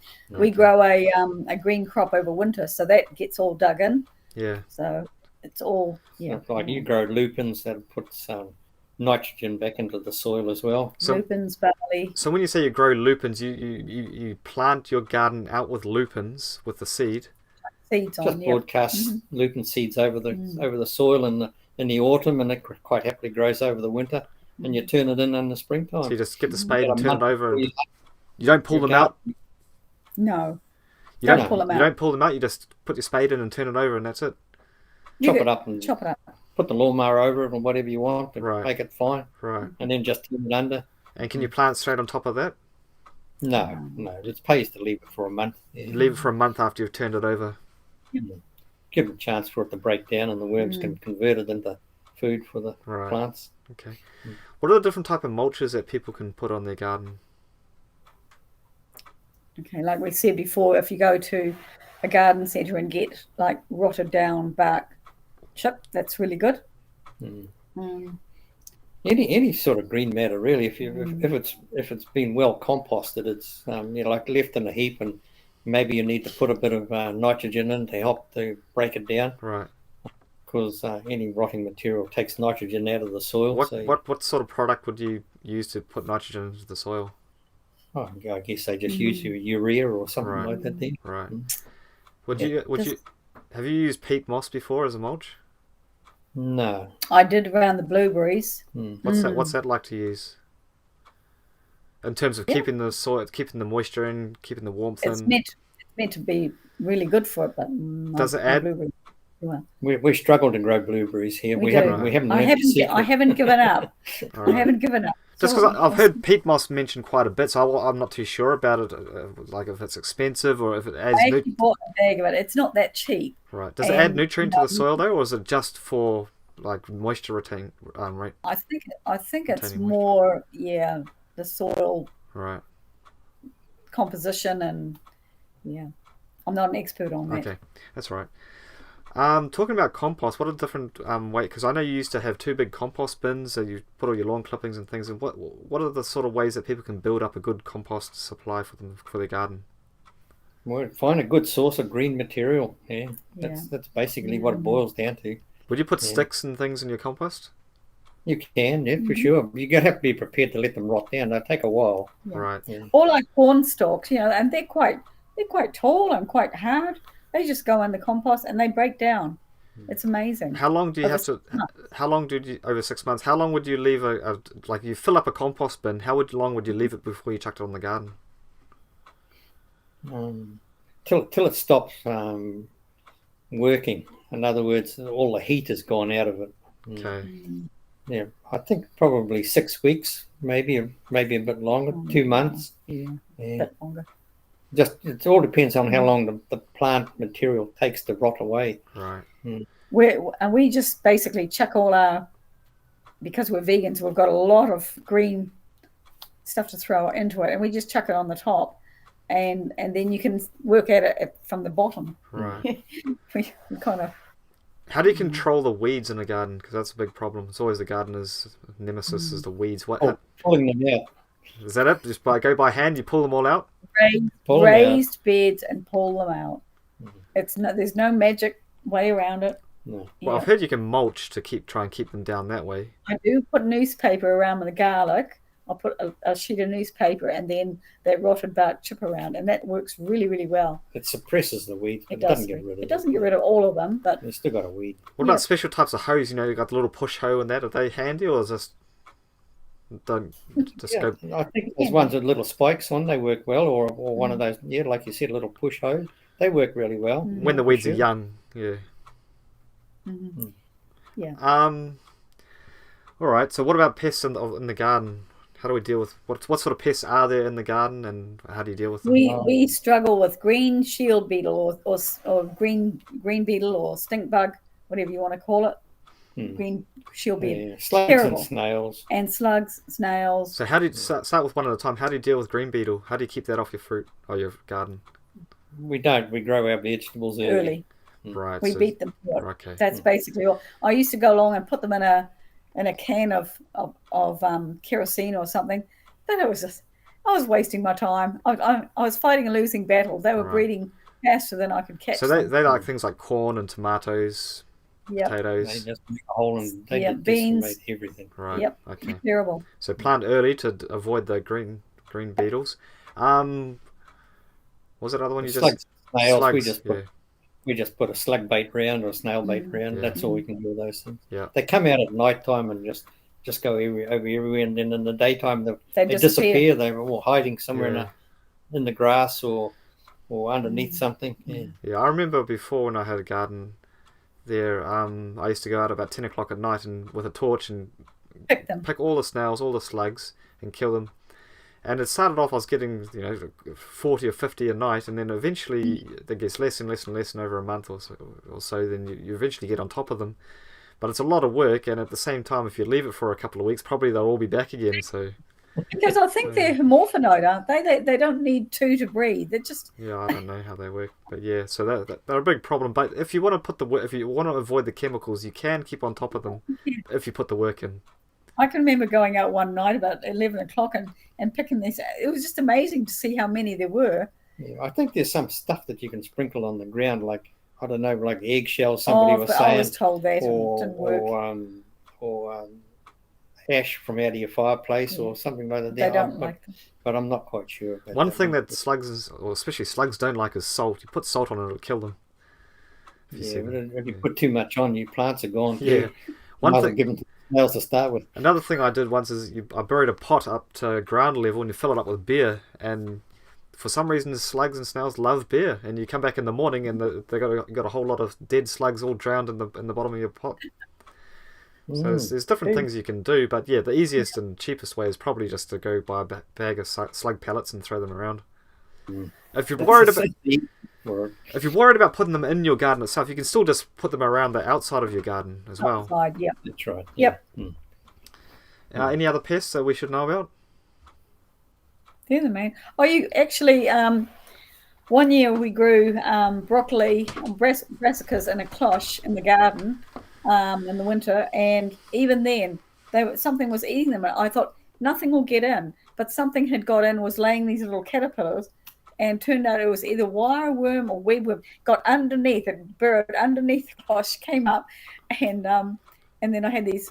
Right. I was just picking them off all the time. They finally, the plants got big enough that they could handle it, and the only other major one is the white butterfly. White butterfly. We can't grow brassicas in the summertime even with a cloche. I think we'd still have problems. Right. So the same thing as for green beetles, you plant to avoid them. That's right. What about aphids? Aphids love things like kale and different. How do you? We haven't had a problem. Okay. Okay. I know when I was down in Thames, the kale would just be on the underside of the leaf would just be silver with so many aphids. Right. Yeah, I suppose you just have to find a spray or something to do that. I think whitefly can be a problem in the greenhouse or hothouse, and I was spraying neem oil, which is very natural, around them, and that's meant to keep them under control. Okay. So so there's always some experimental alternative things. I remember I was soaking rhubarb leaves and and garlic and things and trying to make a spray out of that. So there's different things you can look at trying to do. Yeah. What else have we got? Right, so you're talking about avoiding the pests by planting early. So that would be for your autumn plant or for your winter crops. If you want to grow something for the winter, what sort of plants would you put in the autumn? I put garlic. Yeah, garlic. Put garlic, and traditionally put it in on the shortest day, harvest on the longest. But as the seasons change, I'm putting it in. I put it in mid-May this year. Next year, I'm going to put them in April. Okay. So, what else would you plant for your winter crops? Winter. You can put your brassicas, like the cabbages, the collies, the broccolis. That sort of thing is ideal up here. For I guess further south you'll be putting in your parsnips. You'll be putting in your carrots. We can grow carrots. Carrots up here is all right. The Brussels sprouts and whatever other swede. Apparently, they're all sweeter when they grow, when they get that cold on them. So if you're in a colder area, that's a great place to grow your Brussels sprouts and your swedes. But yeah, basically the cabbages, collies, and broccolis up here. So what month would you put your your brassicas in? Oh, when the white butterfly is gone. Right. The thing is, if you've got a cloche, you can start earlier. Yeah. And we built me one, and I can use it. Explain to us what a cloche is. It's like a tunnel, a little tunnel covered with tunnel house. But it's only just higher, so you go over the top of your garden plot, whatever you got growing there, your little row of cabbages or your broccoli or something, just to keep the white butterfly. So what's frame around the outside? It's a very fine net. Right. Nylon net. Yeah. Like the holes the size of, say, weed mat? Smaller. Smaller. Size of they're smaller than a bird netting, but Okay. but yeah, a bit bigger than a wheat mat. Just to keep the butterflies off. So once the butterflies have gone for the year, that's when you put it in, and that'll be around. You say it's around autumn, around May, some Yeah. around that time. Yeah. Well, you don't have to wait till the dead of winter that way to put them in. So Okay. they can still be flying, and you'll be pretty much all right. In the summertime, it's just a pain to try and grow them. So what? Okay. Yeah. And But you can also grow your silver beets and your kales and that as well up here as for well. sure. They grow really well They grow over all through the winter. the winter time. Okay. The carrot. Okay. What sort of plants would you be putting in for your summer crop, or would you put it in during the spring? Everything. So you start your seeds off up at here. least Yeah. in June, July, in a hothouse, and then you put your little plants in. We used to do Labour weekend, but now we're doing earlier, like Beginning of October, end of September. so we'll grow tomatoes, capsicums, basil, carrots, potatoes, beans, corn, beetroot, Yeah. Lettuce if you want it. lettuce. Lettuce if you want We to have lettuce growing all year. You can grow winter lettuce all year round, Right. or you can have lettuce growing all year round. So that's around September, you say. you can plant. We used to be able to plant the seeds in Labour weekend. That was the traditional time to put your seeds in the garden. What's that, like That's- October or something? End of October. Yeah. But now, because all the bugs, we have to get our garden in early. So a lot of those plants we actually start off in the hothouse and then plant them out a bit later, like the tomatoes and and what else you got growing in the Tomatoes, hothouse? capsicum. I've got basil growing in the hothouse at the moment. Onions, And that just gets them beetroot, starting. leeks. Just gets them going earlier. So you're saying you But- plant them out earlier, or plant them? Yeah, we get them Put them in growing the in the hothouse earlier, then we can plant them out earlier. Because you Right. can put beetroot straight in the garden, but it's just it takes quite a while for them to come away. So you might as well start them if you've got a hothouse, start them early, and then they're ready to put in earlier. Okay. So you'd say you start them in the hothouse, and would you still plant them in September, say? Yeah, but we have them ready so that they'll be ready by the end of September rather than by end of October.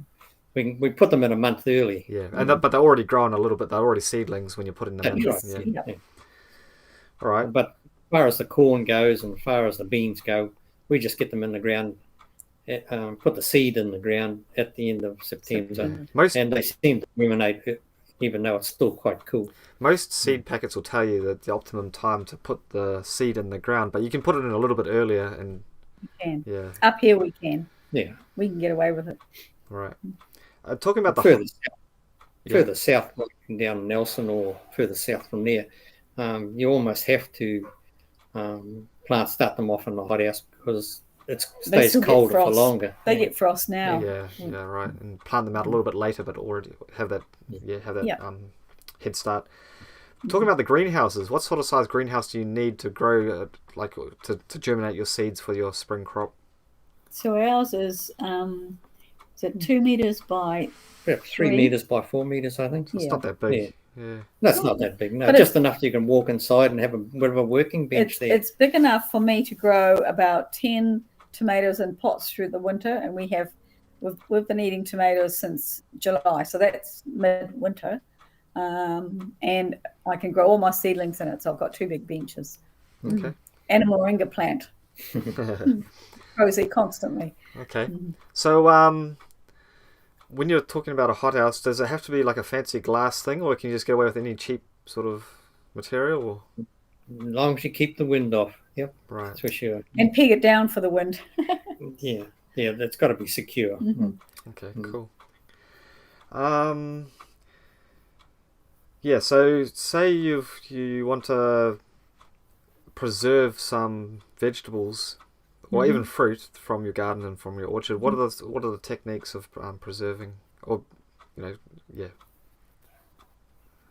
So a lot of the tomatoes we freeze whole because we've got a freezer, several freezers. I do make a lot of purees. I'll put a lot of the cooked up tomatoes, apples, peaches, beetroot. I put them all in. You can put them in jam jars. You don't need to. Not together though. Not together. Yeah. So you don't need to invest in a seal. So you can just use a jam jar, and we've just preserved a lot that way. Like I say, a lot of the beans we freeze, we blanch. What do you mean blanch? What's that mean? Okay, so you put them in a steamer, like a colander, put all your beans in, and you bring it to the boil, and they only have to cook for about 3 minutes. Then you pull it out and tip it into icy water, and then get it out of the until it's cooled down. Put it in the freezer, free flow it. What do you mean free flow? Vacuum seal it. Free flow. Just put them on trays. Each individual bean pieces. Right. So they don't freeze into blocks. Well, they're freezing. Yeah. It's freezing individually. Yeah. And then you've got them ready to use. So we froze a lot. What's the purpose of this blanching? Put it in the hot water, put it in the icy water, then free flow it in the freezer. Beans have this enzyme that if it's not cooked and you just chuck your beans in the freezer, they just taste nasty. So you've got to it preserves the flavor and preserves the life. Yeah, it makes it taste. But you don't have to do that for every vegetable. Longer. Just beans, and what else? Corn. We do it for corn. I cook corn whole in the steamer basket. And then once it's cooked for a couple of minutes, you just take it out and cut all the corn kernels off.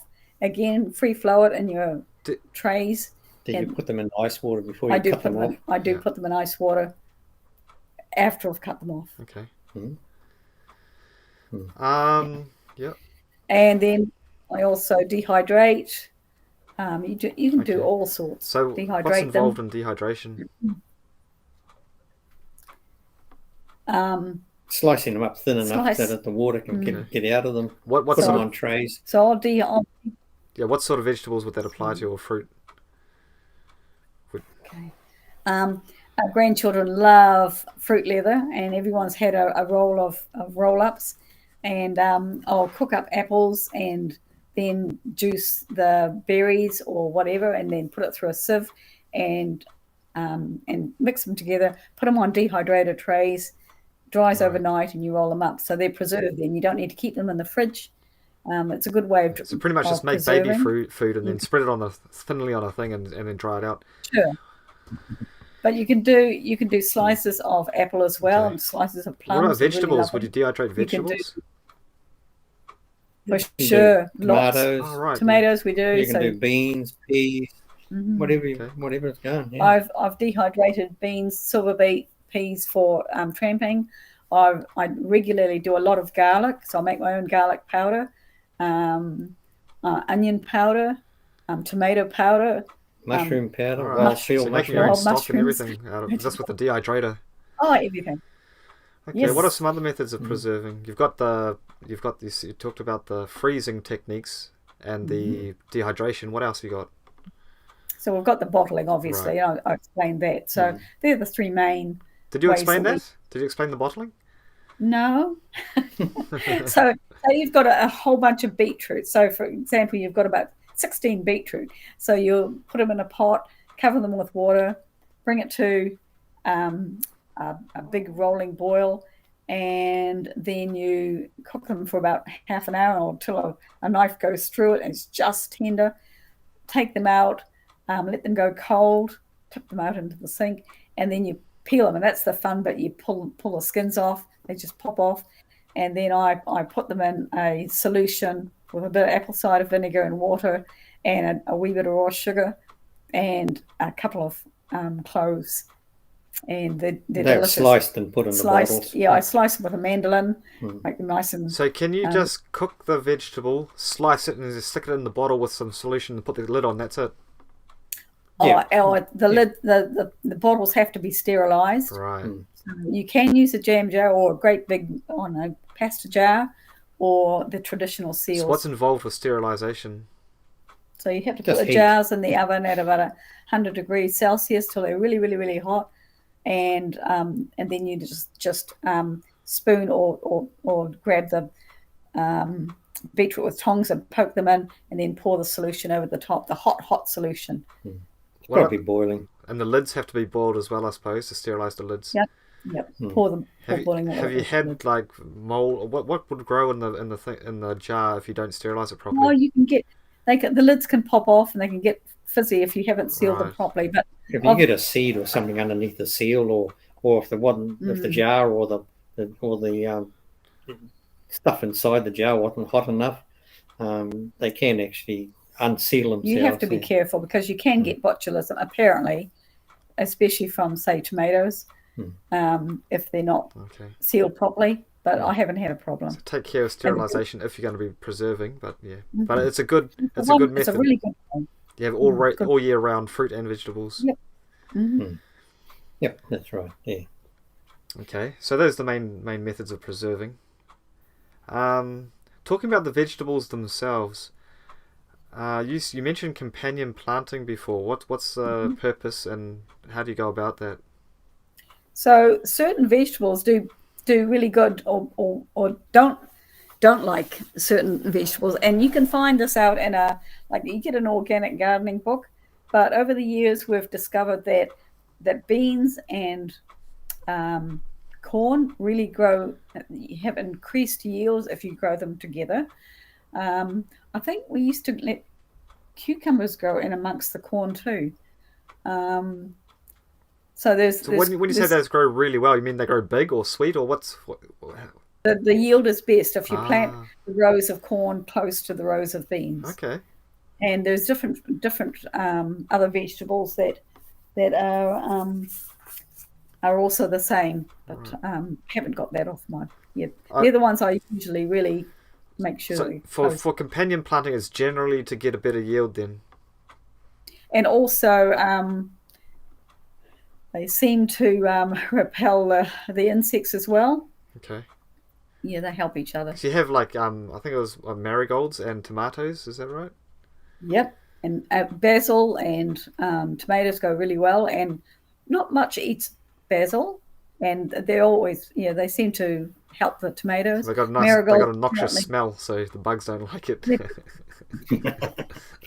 And apparently marigolds are very good in your hothouse to repel whitefly and thrips, I think. Okay. Nematodes. Okay, so keep companion planting in mind. Do a little bit of a Google search and just experiment, I suppose. Okay, so talking about the specific plants now. Are potatoes easy to grow? Is there any much of a hassle to growing potatoes? No, as long as you get them sprouted before you put them in the ground, they should be fine. Get them in early enough. Do you grow from seed, or can you just grow it from the shoots off a potato? What's the best way to grow a potato crop? Yes, a potato, you can actually cut the eyes out of them and plant. Like you get a potato that got eyes at both ends, you can chop them in half, but you got to make sure that they are dried off. Like where the cut part is, they've got to be dry before you put them in the ground. Why is that? But then it'll go rotten. Right. Yeah. Do you buy seed potatoes to plant, or do you just grow everything from? No, you can grow your own, or you can buy the seed potato. A seed potato is just a potato that's been kept back. Maybe it's a little bit smaller than they would be selling in the shop, and they're fine. And you just buy them from the garden centre, and you can either chop them in half and make two potatoes out of them and let them dry, or you can just put the whole potato in the ground. Okay. Trouble is we've eaten all our potatoes, so we had to go and buy them. Right. Anyway. But if you're a bit slow on your eating potatoes and they start growing shoots, then you can use those to put in your garden as well. Yeah, just fine. Yeah. All right. So is there any other hassles with potatoes, or just let them grow and they sort of keep themselves? Yeah, also well fertilised with the appropriate type of fertilisers. You can actually put the seed potato on the ground and then just cover them with straw, and they're quite happy to grow in through the straw. So. Right. So when you say fertiliser, do you mean compost, or do you actually have to buy fertiliser to feed them? No, just compost or a bit of blood and bone, or something like that. Yeah. Okay. And they're quite pest free too. They're slugs and snails, and they don't seem to be fussy about them. They're a little bit poisonous, aren't they? They are of the nightshade family, as are tomatoes and. Right. Yes. Yeah. Speaking of tomatoes, I'm sorry to. It's the Canadian coming out of you. Speaking of tomatoes, what are the concerns that people might have with growing tomatoes? Apart from the green beetle, we've already mentioned that. Okay, so tomatoes are fairly easy to grow, we find. If you don't want to stake, if you don't want to be bothered taking you have to, with with pole tomatoes, you get these little laterals that you have to take off. Right, you'll have the main stem, and then you'll have a side branch, and then always between you'll have another little branch start growing out. You have to pull those off, right? Otherwise, you end up with a bush. Too much leaf. Yeah, that's the whole point of having a staked tomato. Right. So you do have to keep an eye on that. They don't produce quite as well as we found as dwarf, but then the dwarf tomatoes can be subject to mold on the ground if they come in contact with the ground and they haven't got some sort of a barrier between them and the ground. So you need a bit of bark chip or something to just keep them off the soil. Okay, so we've got two types of tomatoes. We've got the stake tomatoes and we've got the dwarf tomatoes. And the stake tomatoes, they grow up on the stake, and you have to pull the laterals off and tie them to the stake and keep them up off the ground. But you're saying that they might not fruit as well as some of the dwarf varieties? Yeah, we've found, because there's so much more flower, so much more branch on the dwarf ones, because you've trimmed off a lot of the branches that from the stake ones, so you end up with you can have flowers. 2 leaders or 3 leaders on the stake ones, but we've just found that the dwarf ones are a lot more easy care, but then they have their own problems. That like I say, they can get rot on the bottom, down on the ground, and more accessible for the slugs and snails to get at. So it's your choice. Isn't the point of pulling the laterals off the stake tomatoes is to decrease the leaf area, so the plant will put more energy into the fruit? That's right. You end up with bigger fruit. Yeah. But you have less because you're taking off the flowers. Well, the potential flowers. Yeah. Right. So the dwarf tomatoes, is there? I think we mentioned before that if the tomato end sits on the ground, what do you do there? They're okay if you've got a layer of something like bark chip, or we tried shavings one year, didn't we? Wood shavings or straw or something, just to get them up out of the wet. Right. So you don't want the tomatoes sitting on the dirt. No. Right. We tried netting once, and then the weeds came up, and we still had the netting, and the weeds were coming up through the netting, and it was a bit of a disaster. You couldn't weed the tomatoes. It was a disaster. Yeah. But you want to try these things. I think I tried hay when I was growing them in the pig pen, and they were good because that keeps the warmth in as well. Sure. Yeah. Yep. But those suppresses the weeds too. Suppresses the weeds, keeps the warmth in. Yeah. What about blight? It's a problem in the north here. What do you do with the blight for the tomatoes? We've been fairly fortunate. We've been pretty good lately. Because we get them in early, I think it might be helping avoid the blight problem. Oh, tell us what blight is to start with, actually. How do you recognise it? The leaf goes a grey-brown colour, and it'll actually kill the whole plant. I think there is a problem if you grow your plants too close together and you don't have a decent wind flow. That's part of it. And a healthy plant. A good healthy plant can fight it off too. Do you spray for blight? I don't think I did last year, or did I? I don't think so. You put milk powder around the That's a funny thing. Yes, I have an old-fashioned remedy, or like a recipe. I put a quarter of a cup of milk powder and a quarter cup of Epsom salts, and I mix it with a little bit of compost, and then I put a little bit of that in the planting hole with the tomatoes. And hey, it seems to work. We don't get blight, so all right. I don't know. And then they say you can sprinkle more around, like as the plant grows. So I've tried that, and I think I have sprayed with, again, was it copper oxychloride? But is that for the green beetle, or is that for blight? It's for blight. Okay. Yeah, I've done that. Green beans, you have a couple of varieties and that you can choose from as well. Tell us the pros and cons of each. Green beans. Again, up here, the dwarf varieties, they're lovely to eat. Some of the dwarf are really, really good to eat. There's one called Freezer Slim, which we grew last year and we actually froze. The other one is French Hickok, which are those round beans, which are really, really nice. Again, the green beetle come in and then they march all over them. But if we get them in early, it's not too bad. We get a good crop.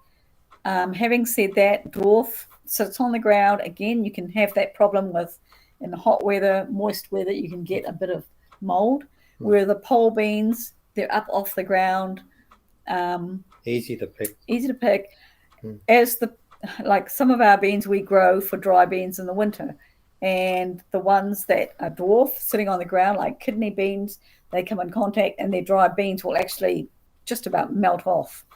As they get older, the pods just seem to Okay. So the pole beans are good for winter drying. So you're saying beans are the September plants, are they? You plant them in the September. Do you start them in the greenhouse as well, or do you put them straight in the ground?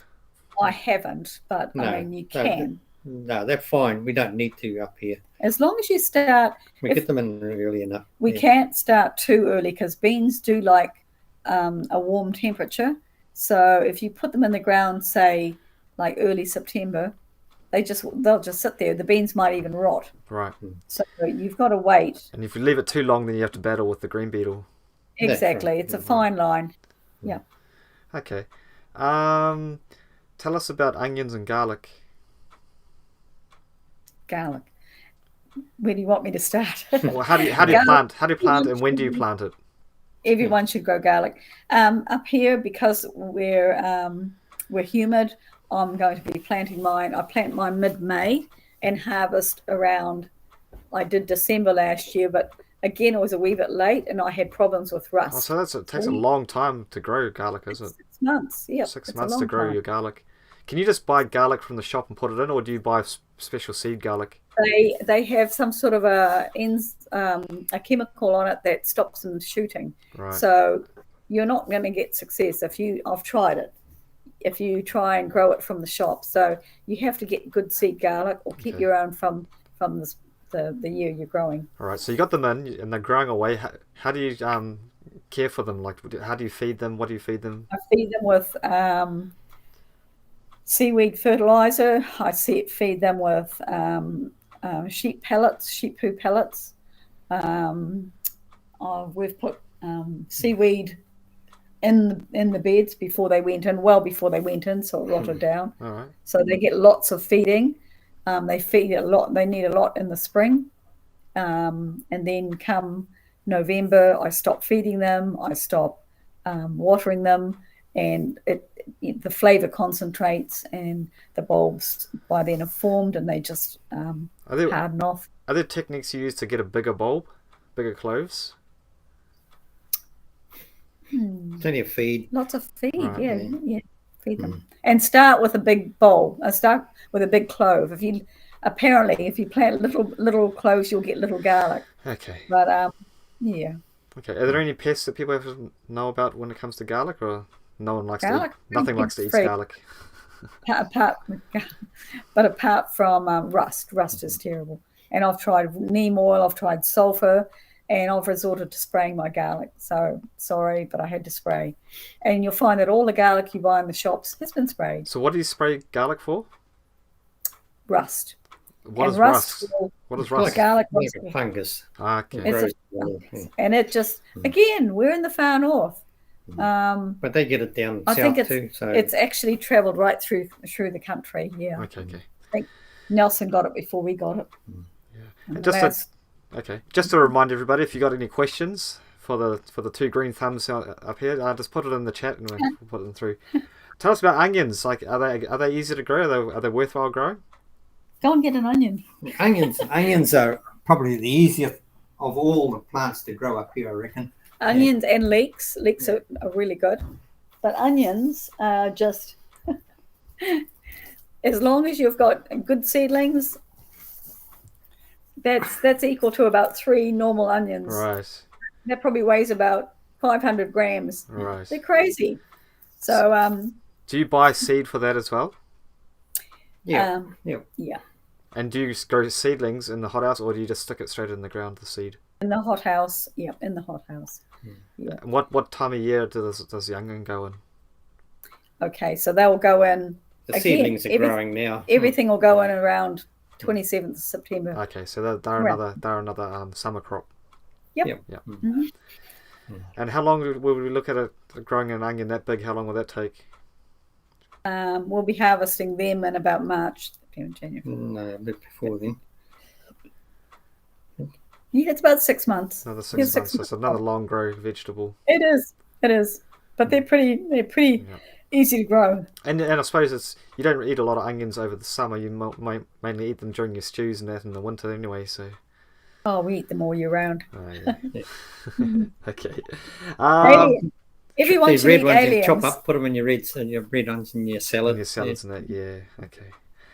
How about we'll talk a little bit about herbs now. What are the sort of herbs that people might want to grow, and how easy are they to grow? oh, they're pretty easy. So again, we've got raised beds, quite high raised beds, and I guess the most common herbs would be parsley, sage, rosemary, thyme, basil, oregano, or Americans would say oregano, tarragon. So these are all just for flavoring for soups and things? Yeah. They, and even the winter savory apparently helps you to digest your beans better. So Okay. so there's some herbs are actually good for digestion. Right, so for health benefits as well. Because parsley. if something has like a really strong aroma, like onions, garlic, herbs, that sort of thing, they've got a concentration of chemicals that creates that aroma. So that it's going to have some impact on your body, hopefully beneficial, and some impact on your breath as well. Very. Yeah. As long as we both eat it, it's okay. All right, so I think is there anything else you want to add about the gardens, or should we move on? Any final tips, final advice? Yeah, harvest early and just enjoy it. It's a busy time. Summer and autumn is a busy time. You're either weeding, fighting the weeds, or you're harvesting and preserving. Right. So it's a busy time, but it's really, really rewarding. Okay. The taste is far better, and you know what you're eating. You know what's gone into it. Cool. Talking about bread now. You have your own mill. I actually you got some more produce from your garden. Show us a couple of more examples that you grow in your. Oh yeah. Before we move away from the plants altogether. That's right, and this is the result of using. This is dead possums, is it? Those are some of our cherimoyas off the tree. Right. So that's huge. Oh, they're beautiful. The other name is custard apple, or I'm not quite sure whether they're related to soursop in Fiji and Asian countries. Yeah, they look like a similar sort of fruit as a soursop. They're delicious. Okay. Those are rhubarb. He's a rhubarb tree. Right. So this is all coming from the gardens that you've been working for years and putting all this always putting your compost and your bark, your wood chip, everything into it. Yep. All right. So your mill now, you've got a little mill to mill your own wheat. So we don't grow wheat here. In the far north, you can't really grow wheat. You've got to have a cold climate to grow wheat, barley, oats, rye. But we buy that's a mill. Can you just hold it back a bit? Can you hold it back from the camera a little bit? Yeah, that's better. It's did come with a handle on. Yeah. But I've taken the handle off and I've put a little motor on now, so we can just turn it on and let it grind away quite happily by itself. So why would someone want to purchase a flour mill if you can't grow wheat? Because we decided, well, maybe I decided quite a few years ago that I'd rather grow harvest. I'd rather mill my own organic wheat than buy flour from the shop when I don't know how old it would be, right. How long it's been sitting around in the grain mill or whatever, and then got into bags and then came to me. Right, because it could have mold or anything growing on it before they mill it. You just don't know. That's true. So we get ours from an organic place, mill in, not a mill, Grain. a grain store, a grain supplier in Ashburton, which is in the South Island. It's the home of wheat growing, and we get organic wheat from there. And yeah, like I say, 100 revolutions gives you 1 cup of flour, or it's now electric motorized. And yeah, we keep the wheat. I actually keep it in the freezer, but I don't think you need to. If it's in an airtight container, keep it in there. I mean, keep the weevils out. Keep the weevils out, because again, far north they love wheat. It's probably what you're eating when you're eating purchased flours anyway. So. Right? But I know, we used to get weevils. I couldn't understand why we're getting weevils, but that's because there's nothing in white flour for the weevils to eat, so they march onto your wholemeal flour, and it's terrible. So yeah, we mill it and then we keep it in the freezer and make my bread, sourdough bread. And like with the bought flour as well, you don't know exactly what chemical processing has been done to it, the bleaching and not too sure what else. I think New Zealand flour, they say, is unbleached. It's pretty white. Real white. Yeah, definitely. The wholemeal tastes better too. Right. We like our It's better for you, flour. of course, because it's all part of the whole food. It's not refined food. Sure. Getting on to bread making now. Is it easy to make a loaf of bread? Real easy. Yeah, even I can. Put it in a bread maker. Put it in a bread maker. Yeah. How long will you be able to pull out a fresh loaf of bread from go to stop? In a bread maker, 3 hours and 12 minutes. 3 hours and 12 minutes. But you can do a fast bake. Right. But I have done it by hand, and it's I make bread all the time. takes an extra 20 minutes or so. Yeah, it takes about 3 hours to make a loaf of bread, or pizza, or whatever. Right. And compared to the say the price of a shop bought bread versus a homemade, which would be cheaper? Probably the shop bought one. You can buy them for $1. Years and years ago, I worked out that I could make a loaf of bread for 50-something cents, but that was going back a bit. Yeah, and that's not using organic wheat either.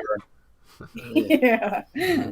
But it's so satisfying making your own. It tastes a lot better than it tastes better. And you can eat a lot more, I suppose, if it's hot out of the oven.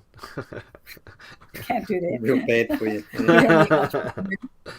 Right. Well, I know it's written in the Spirit of Prophecy. There's good religion. There's religion and a good loaf of bread. So. My daddy used to say, "You can't. Bread is a staff of life," but it can be real fattening. Yeah. Wow, it's a good energy source. That's why. It is. All right, so we're just winding up now. We've almost been here. We've been here 2 hours now, so we'll just basically give us what are your thoughts in general of living in the country versus living in the city? What have you found in your life? The general benefits.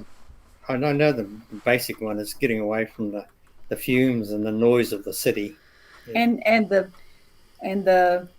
everything, the evil, the stuff that goes on in the city, fighting and there's not very many nice people in the city. Well, there are a lot, but there are some bad Sorry ones. about those people. Yeah, but so there's a lot of crime in the city, and like you're saying, there's a lot of pollution in the city. What else? Oh, we just love being the peace and the quiet up here. We love being in a environment where you can hear the birds, and you've got green grass, and you can smell.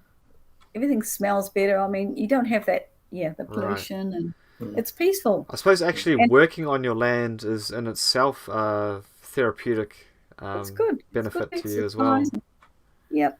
It's really satisfying to go out there and harvest something, or look at a flower and just appreciate what God has made. And we've been very, very blessed over the years of, to be able to live here and just experience it. What are the advantages of raising children in the country versus living in the city? Well, for a start, they're away from all the influences that beset people in the city. I want this, I want that, and just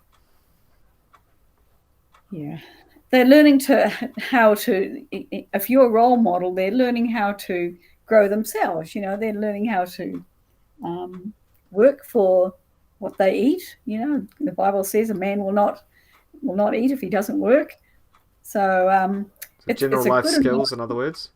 Life skills, and it's just a really, really neat place for them to grow up. Right. Okay. And then just to finish off with now, in the city we have we have churches, and we generally get a good fellowship every week. How do you find fellowshipping or worshipping in the country? Well, certainly during COVID has been interesting. We have these wonderful technological. We're blessed being able to talk quite freely to the rest of the church family through Skype or Zoom or this new one you just got set up now. So yeah, it's like being in the same room with everybody else now. Yeah. Okay. So apart from the technological meetings and that, how do you find actually, like, I think you got a couple of friends there that keep the Sabbath with you. How do you find having a smaller group versus coming to a church with a larger group? Is it just as a blessing to you, or would you prefer to be in a big church?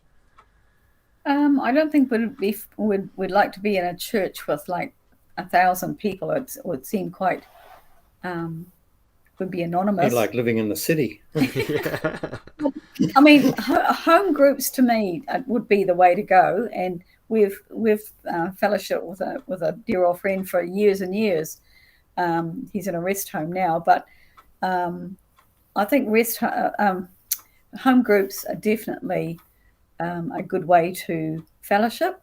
And if you can meet your neighbours or find someone who's of a kindred spirit and or is willing to come along and just have a little a day on the Sabbath and keep the Sabbath together and just enjoy it. And you can download sermons, you can read together, you can share experiences, and so as living in a small rural community, you're quite happy with a small fellowship.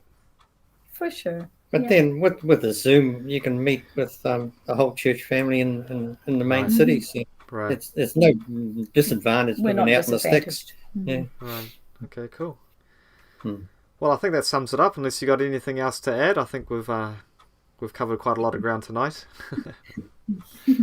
Yeah. So anyway, thank you for coming on, and I suppose we'll leave it there, and hopefully we'll be able to pick up some of the areas where we said we'll. Like, what were we talking about? Oh, we didn't talk about bees or beekeeping. Yeah. Nutmilk and kefir. Yeah, so there's a lot more we can cover in a different time. But yeah, thanks anyway for your time. And thank you. Yeah, thank you everybody for watching. We'll see you next time. Yeah. Been a pleasure. Yeah. Good night.